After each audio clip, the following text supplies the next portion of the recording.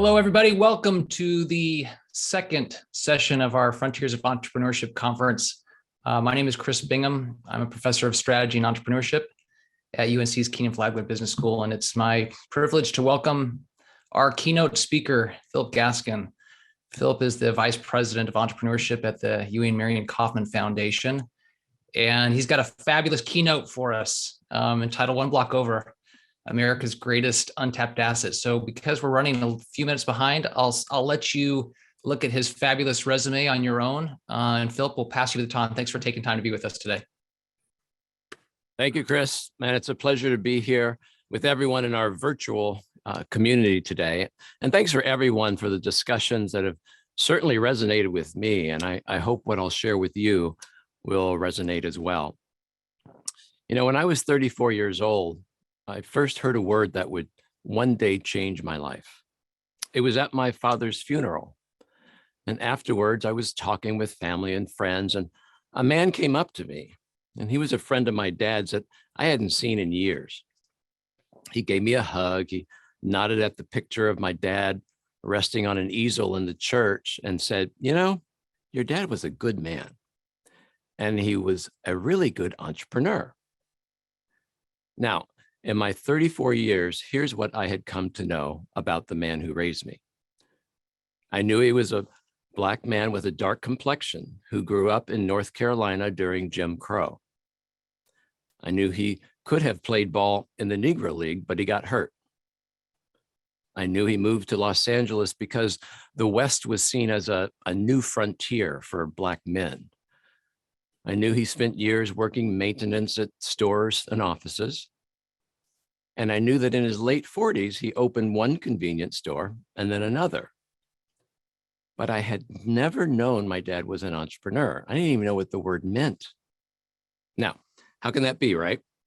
How can a man grow up in America, go to college, and never hear the word entrepreneur until he's 34 years old?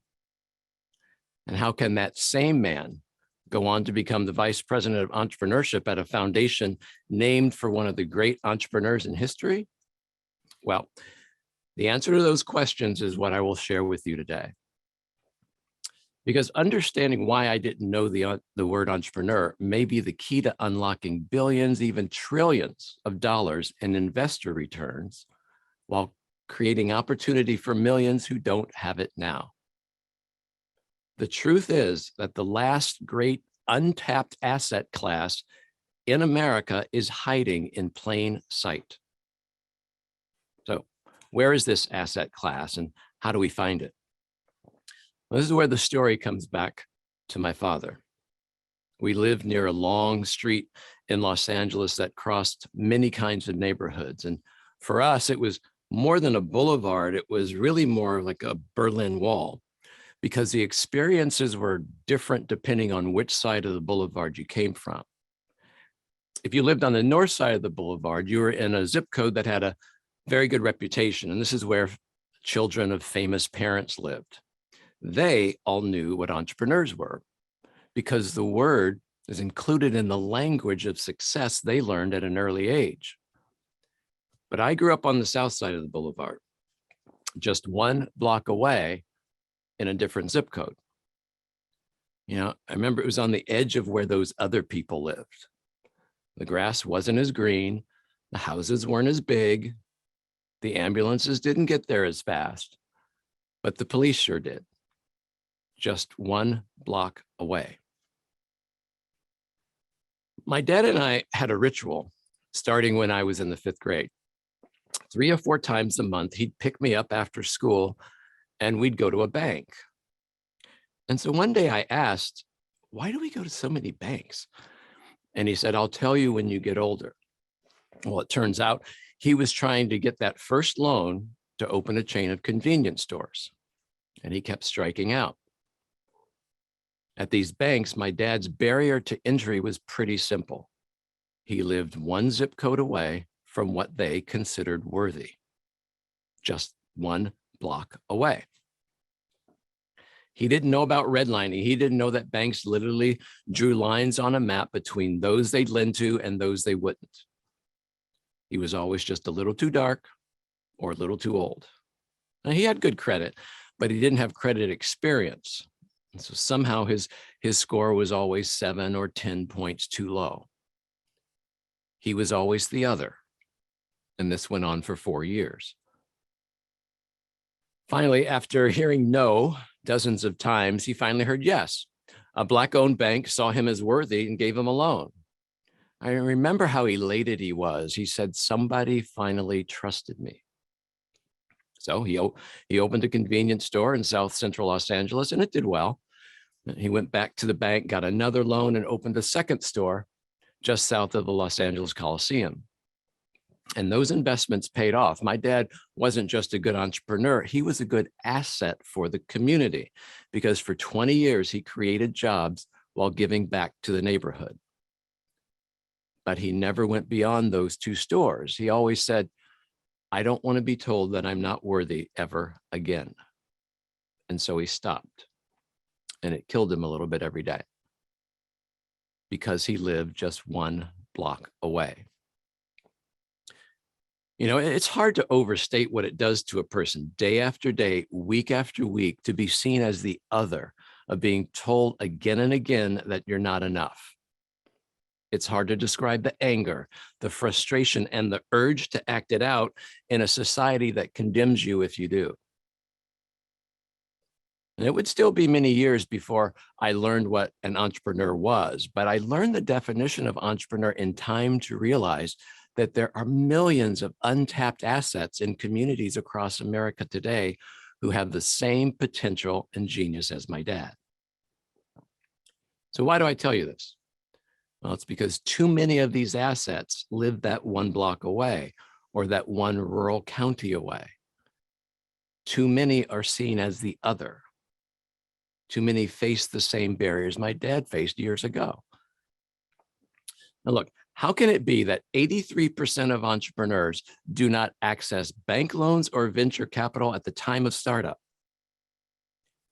How can it be that Black-owned businesses are still twice as likely to be rejected for loans, start with 3 times less in overall capital, and 4 in 10 entrepreneurs of color are too discouraged to even try for a loan for fear that they won't get it? And how can it be in a country where 55% of the population is female, that women are 60% less likely to secure funding than men when pitching the same business? And also, how can it be that of the $69.1 trillion with a T in global assets under the 4 major asset classes, so that's mutual funds, hedge funds, real estate, and private equity, that less than 1.3% is invested in firms owned by women, Black Americans, and other people of color? So ask yourself this: in a competitive global economy, do we really believe that America can afford to waste the energy of even 1 entrepreneur, let alone half the population? And if you're an investor who's doing well today, ask yourself this: who's going to buy your products in 15 or 20 years when less than half of America is white? Who's going to buy your products when your children take over? In Black communities, money circulates for just 6 hours before it leaves and enters someone else's community. And this is significantly less than the money circulation time in other communities, which means it's not being reinvested in those communities. Yet we also recall that on Black Wall Street, Black dollars circulated anywhere from 36 to 1,000 times, sometimes taking a whole year before that money left the community. What we know is that neighbors support neighbors if given the opportunity. And supporting these underrepresented populations is the best way to create, a virtuous cycle in communities across America. This is the last great untapped asset class in America today. And if we can find ways to support that work, I guarantee our country will be more profitable, more competitive, and more equitable. I'm of the mind that in today's competitive global economy, America can't afford to waste the energy, inspiration, and ideas of even 1 entrepreneur like my father. It just shouldn't be so darn hard to start a business. So our passion at the Kauffman Foundation is to change conditions for entrepreneurs by changing the systems in which they operate. So how do we do that? How do we get past the systemic forces holding women, people in rural communities, Black Americans, and other people of color down? Because after all, if they thrive, the nation can thrive. Enabling more people to do better does not mean that others have to do worse. It's not about that. Because when more people do better, the impacts are generative. They generate positive ripple effects and multiplier effects everywhere. And because when more people do better, demand increases. It lifts all businesses and the people who work in them. So whether you're a major automaker or a local residential contractor, you'll have more customers who are able to spend more. At Kauffman, we change conditions for entrepreneurs by identifying the barriers that entrepreneurs from marginalized backgrounds face, and then tackling root causes rather than just treating the symptoms. And we do it by creating bodies of knowledge and processes so that we can translate research into something tangible, actionable, and accessible. And we think of this work in 4 buckets. So the first is equitable access to opportunity. So we need to provide access to networks and mentors and support organizations who have the know-how to turn good ideas into a reality. The second is equitable access to funding. And that means closing the credit gap for entrepreneurs like my father and making sure early stage entrepreneurs have the same access to the same consultants, attorneys, and lobbyists who help establish companies and corporations navigate those many regulations and permits. The third is equitable access to support. Now, there's finance and credit, sure, but there's also healthcare, childcare, the infrastructural barriers to entry that are crying out for transformational change.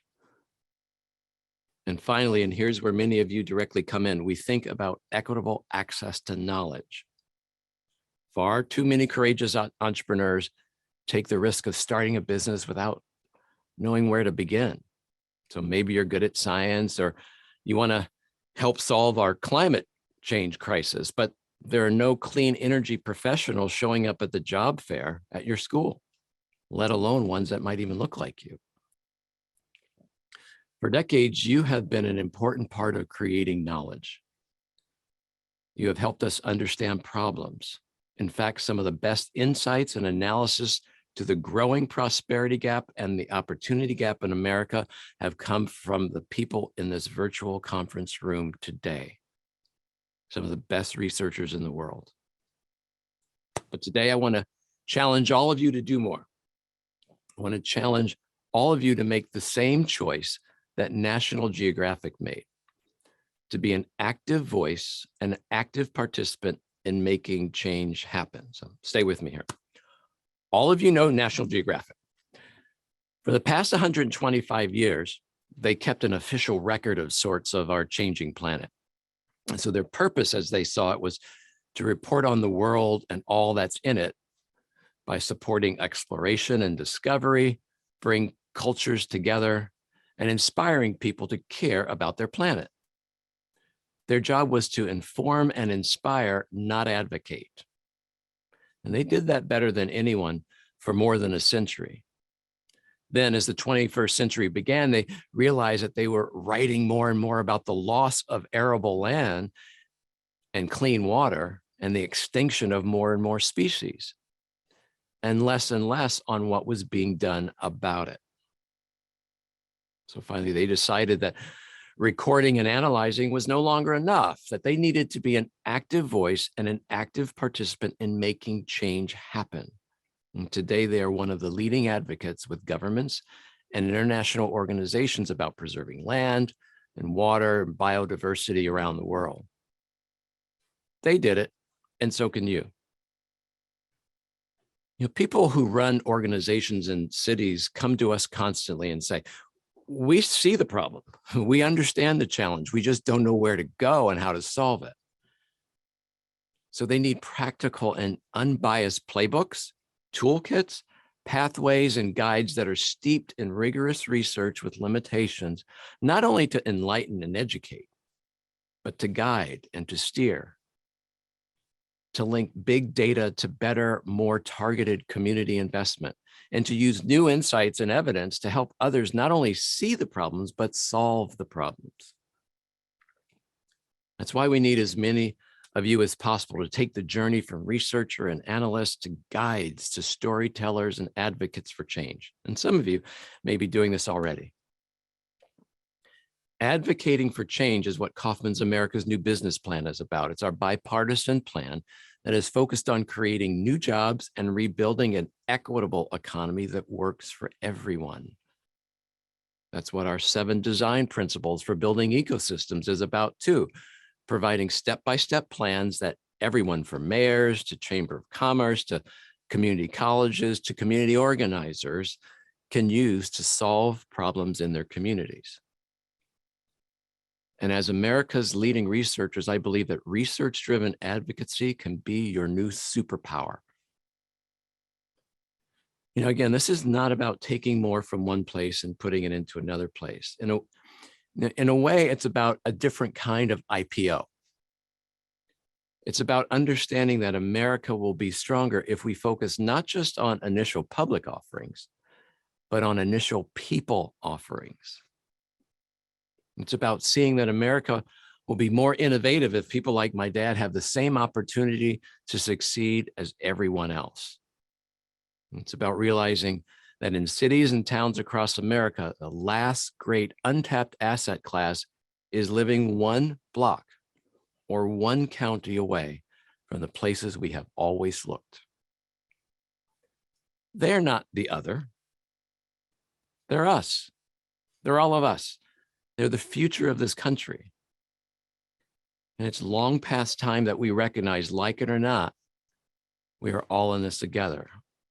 And it's time for us all to look 1 block over, to see the genius that is just waiting to be ignited in the millions of entrepreneurs who just need a chance to show what they can do. We can no longer afford not to. It took me 34 years to understand that there was an entrepreneur standing in front of me all along.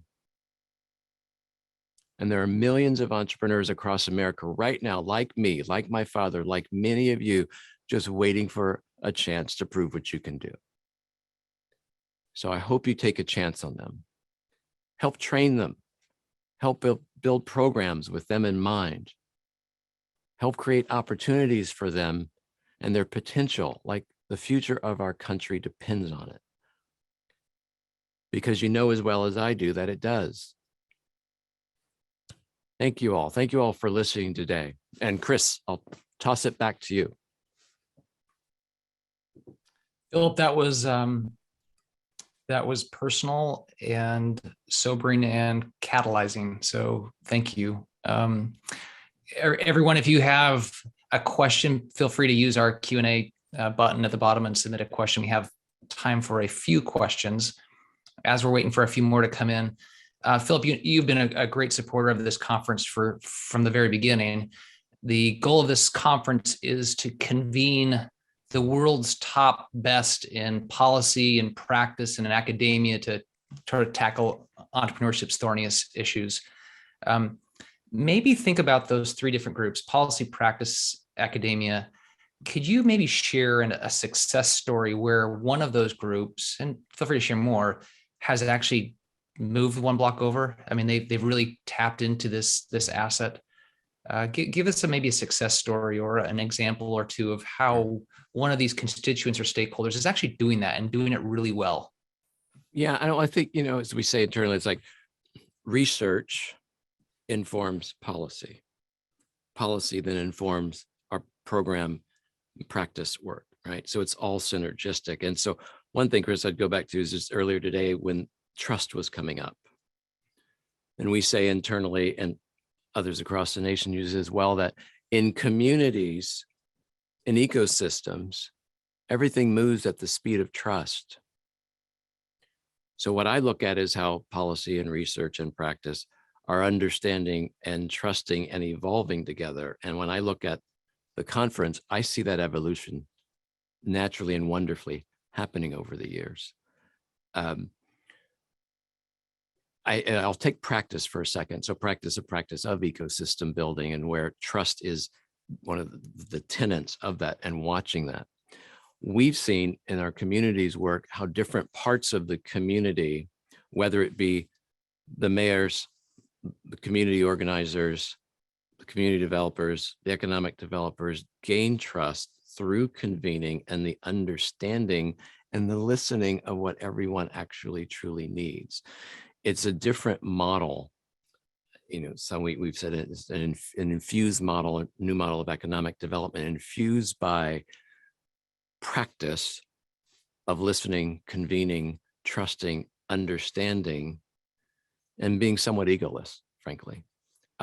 We've seen that and certainly in what Faye mentioned earlier today, the eShip communities work, which we've worked in partnership with Forward Cities on, and watching communities connect policy and practice, connect policy and community, have research inform all of that. So you see, it's quite synergistic. So I use that as an example. As certainly more, but I think as we get back to the evolution of the conference, and we see as it's moved along, and the content, the context in which we're talking about has moved along, right? And that's a wonderful direction.